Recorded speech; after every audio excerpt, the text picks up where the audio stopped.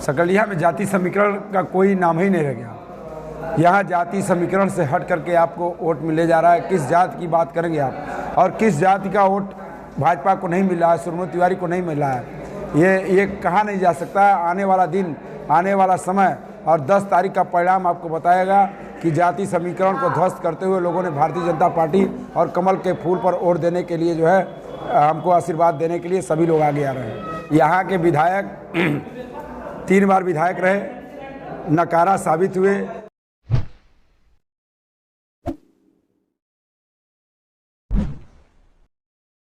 नमस्कार, मैं दड़कन्यूज.com देख रहे हैं आप। मैं आपके साथ अवनीश तिवारी। आप देख रहे हैं हमारा खास कार्यक्रम जवाबदेही, जिसमें हम जवाब लेते हैं नेताओं से, और उन नेताओं से लेते हैं जो सत्ता की दावेदारी कर रहे हैं या फिर सत्ता में हैं। हमारे साथ आज बात करने के लिए सुरमुनि तिवारी जी हैं, जो पिछली बार सेकेंड फाइटर रहे और इस बार भारतीय जनता पार्टी से प्रत्याशी हैं सकलडीहा विधानसभा से। तो इनसे तो दो तरह के सवाल होंगे, क्योंकि इनकी सरकार तो सत्ता में रही लेकिन ये सत्ता में नहीं रहे। स्वागत है सर आपका। बहुत बहुत धन्यवाद बेधड़क न्यूज़ में समय देने के लिए अवनीश जी। सकलडीहा जहां अभी तक कमल नहीं खिल पाया है, क्या लगता है इस बार कमल खिल जाएगा? बिल्कुल 100% कमल इस बार जो है जनता, आम जनता खिला रही है और ऐतिहासिक जीत के साथ कमल के फूल पर बटन दबाने जा रही है। लगातार हम भी पब्लिक के बीच में जा रहे हैं, लोगों से बातचीत कर रहे हैं। पब्लिक में कहा जा रहा है कि प्रत्याशी तो बड़े अच्छे हैं, 5 साल रहे लगातार, हारने के बाद भी एक्टिव रहे, लेकिन क्या जाति समीकरण को साथ पाएंगे क्या सकलडीहा के? सकलडीहा में जाति समीकरण का कोई नाम ही नहीं रह गया।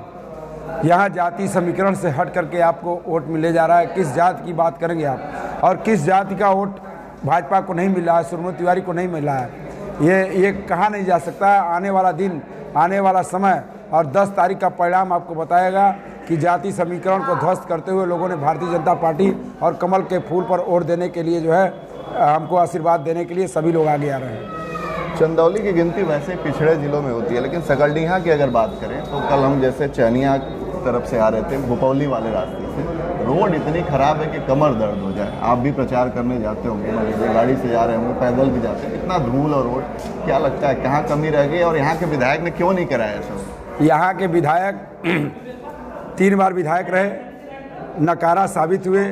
उन्होंने कभी क्वेश्चन विधानसभा में इस क्षेत्र के विकास के लिए नहीं उठाया। कभी पता कर सकते हैं कि एक भी क्वेश्चन विधानसभा में क्यों नहीं उठाया इस क्षेत्र की जनता के, 3 बार प्रतिनिधित्व करने का अवसर जनता ने दिया। कभी भी वो इस क्षेत्र की जनता के लिए विधानसभा में उन्होंने कोई प्रश्नोत्तरी नहीं डाली, केवल अपने लाभ के लिए काम। अभी प्रश्नोत्तरी अगर आप रिकॉर्ड उठा के आप उनका गूगल पे या यूट्यूब पे सर्च कर सकते हैं कि पूरे 3 कार्यकाल का उनका लेकर मतलब हिसाब किताब मिल जाएगा कि कितनी बार विधानसभा में उन्होंने आवाज़ उठाई है और किस लिए उठाई है। अपनी केवल निजी लड़ाई के लिए उन्होंने आवाज़ उठाई है। अभी यहाँ पे आए हुए थे माननीय योगी आदित्यनाथ जी, जब सिर फुटौगल कर रहे थे यहीं पे जो है पुलिस उपाधीक्षक के साथ, तो उसकी आवाज़ सिर्फ उन्होंने उठाया है, केवल गुंडई की आवाज़ उठाया है, बग्या इसके खिलाफ विकास की आवाज़ उन्होंने विधानसभा में नहीं उठाई। सत्ता में तो आपकी भी पार्टी थी, आपने क्या किया रोड के लिए? सत्ता में हमारी पार्टी है। आप जिस रोड की बात कर रहे हैं, वर्षों से प्रतीक्षित रोड, वो 38 करोड़ की लागत से प्रतीक्षित है जो है, और ये रिंग रोड का जैसे ही निर्माण पूरा हो जाएगा, ये जो रिंग रोड का निर्माण पूरा हो जाए, चूँकि सारे मटेरियल उसी रोड से जा रहे हैं, कितना अच्छी रोड बन जाएगी, उसका बंटा धार हो जाएगा। इसलिए उस रोड को रोका गया है कि जब तक रिंग रोड का निर्माण पूर्ण हो जाता है, उसके बाद अनवरत गति से रोड बना करके इतिहास कायम किया गया। किसानों पे आते हैं, पिछले साल तो कोई दिक्कत नहीं रही, लेकिन इस बार बड़ा सारा दिक्कत देखने को मिला। अभी भी हम मंडी यहाँ से आ रहे हैं, धरना स्थल के पास कई सारे ट्रैक्टर लगे हुए हैं, लोग किसान का धान नहीं बिक रहा। आप भी जाते रहे, लगातार हमने देखा है मंडी समिति में, और भी क्रय केंद्रों का आप भी दौरा किए हैं। क्यों दिक्कत आ रही है? अधिकारी क्यों इतना बेलगाम हो गए, या फिर और कोई दिक्कत है? अधिकारी बेलगाम आप कह रहे, मान सकता हूँ अधिकारी बेलगाम हो गए हैं, उनके ऊपर अंकुश लगाया जा रहा है। माननीय मंत्री जी ऊपर से वार्ता करके अभी धान खरीद के लिए फिर उन्होंने दोबारा खुलवाया है, और धान की खरीद चल रही है। लगभग 6 दिन संभवतः और धान की खरीद चलेगी। माननीय मंत्री डॉक्टर महेंद्रनाथ पांडे जी लगे हुए हैं कि इस खरीद को आगे और बढ़ाया जाए, क्योंकि जो धान का लक्ष्य है, जो खरीद का लक्ष्य है, वो लगभग पूर्ण होने के स्थिति में है। और वह किसानों का ही धान है, कहीं न कहीं से खरीदते हैं लोग, किसानों का ही धान आता है। लेकिन हम लोग प्रयास कर रहे हैं कि उन किसानों का भी धान खरीदा जाए जिनके घरों में अभी धान बचा हुआ है। इसको प्रतिद्वंदी मानते हैं सकलडीहा में? प्रतिद्वंदी यहाँ तो जनता बता देगी प्रतिद्वंदी कौन है। यहाँ तो हमको नहीं लगता है कि इस बार कोई प्रतिद्वंदी भी नज़र आ रहा है, क्योंकि एक ही हवा बह रही है यहाँ, कमल फूल, कमल का फूल, कमल का फूल।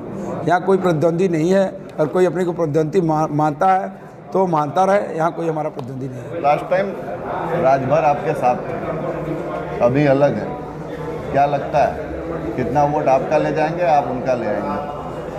आप राजभर समाज की बात करते हैं तो सबसे पहले अगर सुरमन तिवारी की मदद करने वाला कोई अगर समाज खड़ा है तो मुस्तैदी के साथ आप गांव में जाएंगे, राजभर समाज का एक एक बच्चा बुजुर्ग से लेकर नौजवान तक, माताओं से लेकर बहनों तक, उनका पूरा परिवार मेरे साथ मुस्तैदी के साथ खड़ा है।